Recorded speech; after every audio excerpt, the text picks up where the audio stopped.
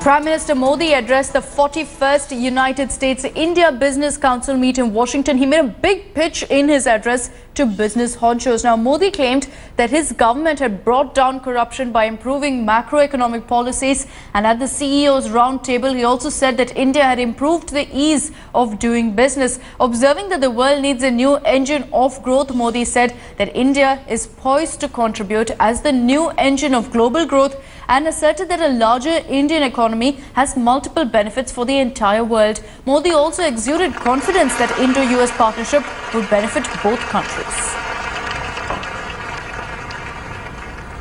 I'm happy to tell you that today India is poised to contribute as a new engine of global growth. A larger Indian economy has multiple benefits for the world. Obviously, India presents a large and growing market, but India is much more than a market. India is much more than a market. India is a reliable partner, a source of high-quality scientific, engineering and managerial talent, a crucible of development ideas and experiments, an efficient source of high-quality R&D, and a testimony that democracy and rapid growth can coexist. As India embarks on a new era of development, it needs to learn much from America's tradition of entrepreneurship and innovation. A frontal attack on corruption. Let me start with my macroeconomy. Since we took office, inflation, the fiscal deficit, and the balance of payments, current account deficit, have all fallen. GDP growth, foreign exchange reserves, stock market valuations, and investors' confidence have all increased. And senior editor Gaurav Sawant spoke to Adrian, Moulton, the CEO of USIndia Business Investment, on how there's really tremendous investor confidence building up in India. Take a look. 2 years ago at the USIBC, Prime Minister Narendra Modi said India is open for business. The Prime Minister is right here.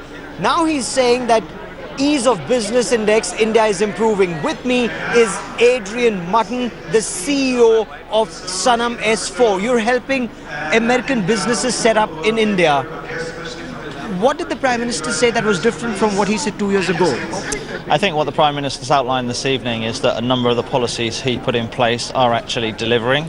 It's very easy for politicians to stand on stage and talk about policies that they're thinking about and implementing for the future, but what we heard from the Prime Minister this evening was a real story of success, and the fact that the policies that were set in place the day he came into power are actually delivering and benefiting India and benefiting the relationship with the USS. So, since you are the end user of his policies, as someone who sets up businesses in India, is it actually working on ground? Because there's talk about there's lots of rhetoric, but very little delivery on ground. That seems to be the criticism.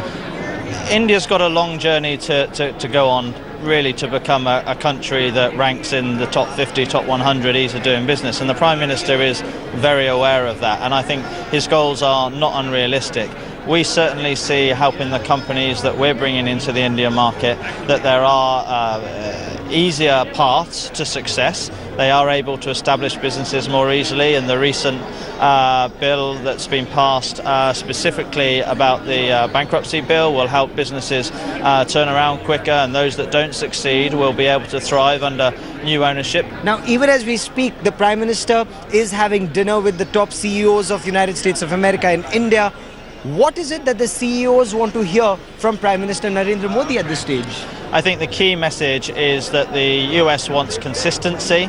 They want the fact that the policies that the Prime Minister is given to the world to encourage them to come, make in India, digital in India, skill India. They want to see consistency, they want to see deliverability, and they want to know that where the Prime Minister stands today is where he'll stand in 2 years, in 5 years and 20 years. And we also saw the 7th meeting between Prime Minister Narendra Modi and US President Barack Obama. Now, after securing Swiss support, Prime Minister Modi successfully also bagged United States backing for India's NSG bid. Prime Minister Modi thanked Barack Obama, saying that United States has always backed India's bid to get a seat at the nuclear high table.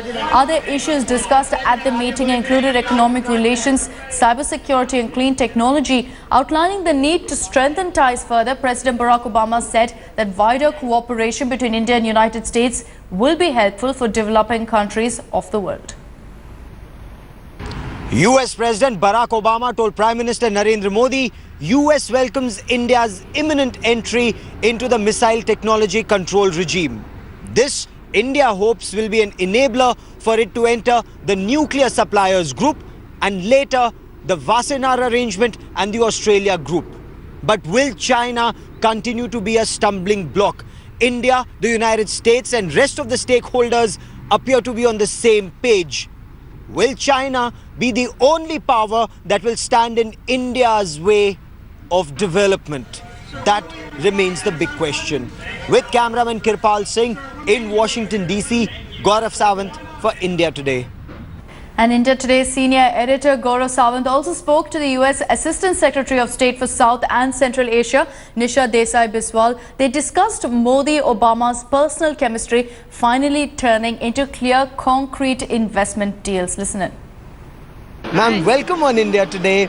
How do you look at the way India-US relations are going, especially if we were to talk about some of the key takeaways from the joint statement? Well, you know, what you have seen with the meetings today, but really in the last 2.5 years, is a tremendous boost in the relationship, in the partnership between our two countries. Not on any one issue, but across the board on virtually every issue. And today what you saw was that the President and the Prime Minister had incredibly robust discussions that advanced agreements on a many number of categories. I mean, we saw the breakthrough on the civil nuclear agreement with the announcement that we are essentially at a point where Westinghouse is going to be able to commercialize a deal and build 6 reactors in India, and we're tremendously pleased and proud to see how the investment that both countries have made in civil nuclear cooperation has paid off. So what does a major defense partner mean? A non-NATO ally, yet a major defense partner. How does it translate actually on ground? Well, you know, it is a unique relationship between the United States and India. India is not a treaty ally, but India is a country, a fellow democracy, with whom we see growing convergence in the way that we want to see and shape the world and see it develop as a rules-based order. Both the United States and India are firmly committed to advancing that rules-based order and to be able to use our military capabilities to provide that kind of stability across the Asia-Pacific, including in areas of maritime security and domain awareness, but also in humanitarian assistance and disaster relief. We do more joint exercises together than with any other partner, and we just see that continuing to expand. So the major defense partner is a reflection of the depth of that cooperation.